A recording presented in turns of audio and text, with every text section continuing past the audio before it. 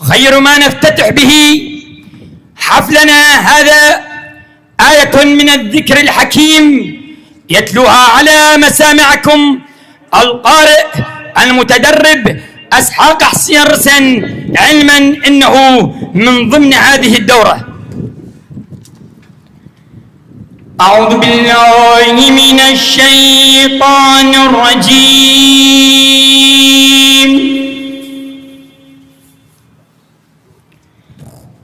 بسم الله الرحمن الرحيم.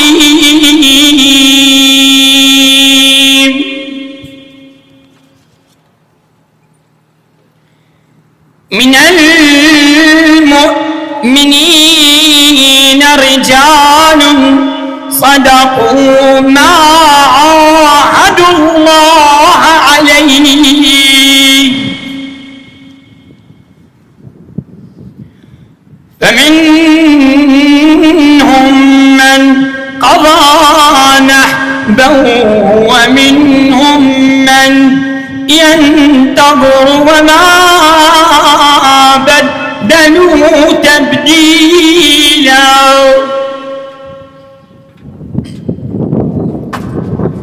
ليجزي الله الصادقين بصدقهم ويعذب المنافقين إن شاء،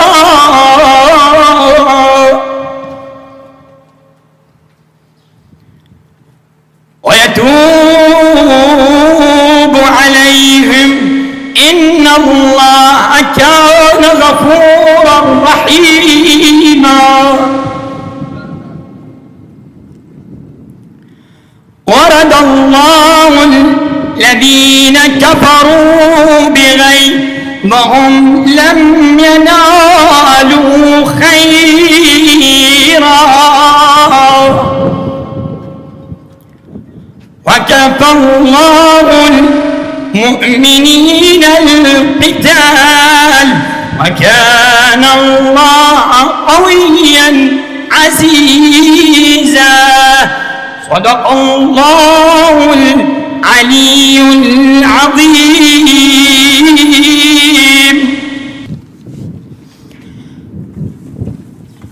وإلى الذين ضحوا بأنفسهم لأجل بلدهم شهداءنا وأبطالنا جميعا، وإلى شهداء محافظة واسط نقف وقفة إجلال واحتراما لهم لقراءة سورة الفاتحة لأرواحهم الطاهرة.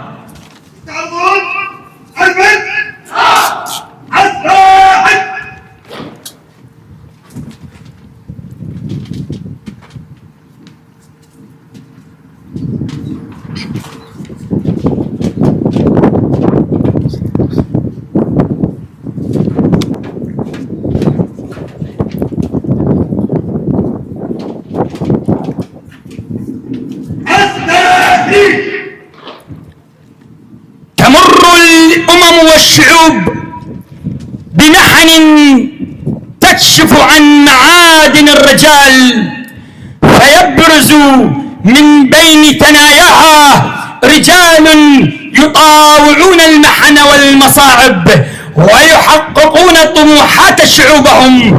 ومن بين هؤلاء الرجال هم رجال الشرطة في العراق عموما وفي محافظتنا تحديدا.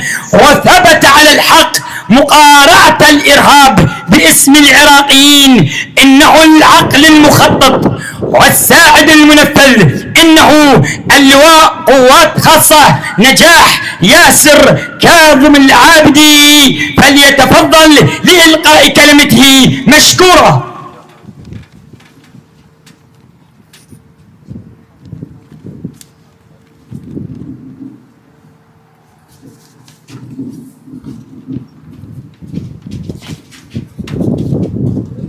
بسم الله الرحمن الرحيم.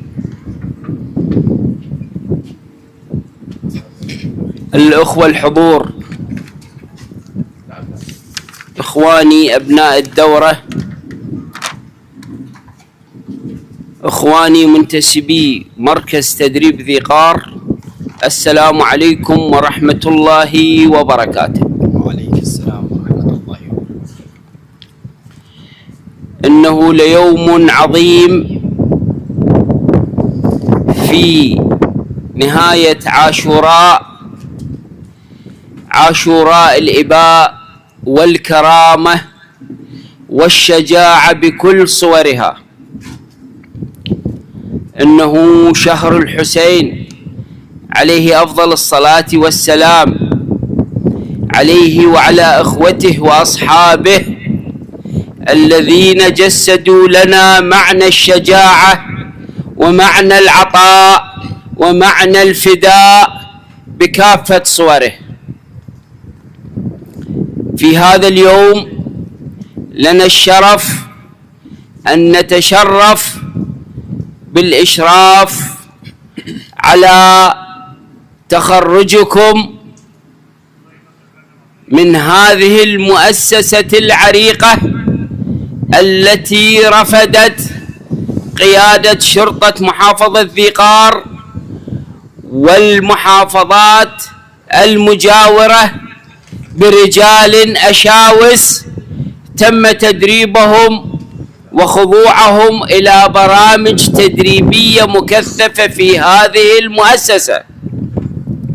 فتحية أولا لكم وتحية ثانية إلى هذه المؤسسة والقائمين عليها لما بذلوه من جهد ليزجوكم أو ليجعلوكم أناسا مؤهلين للزج في صفوفنا، وبالذكر وبالأخص في صفوف منتسبي وزارة العدل.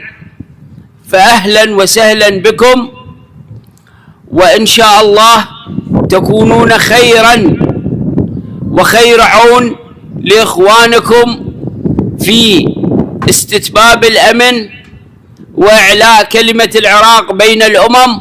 فأهلا ومرحبا بكم مرة ثانية، والسلام عليكم ورحمة الله وبركاته.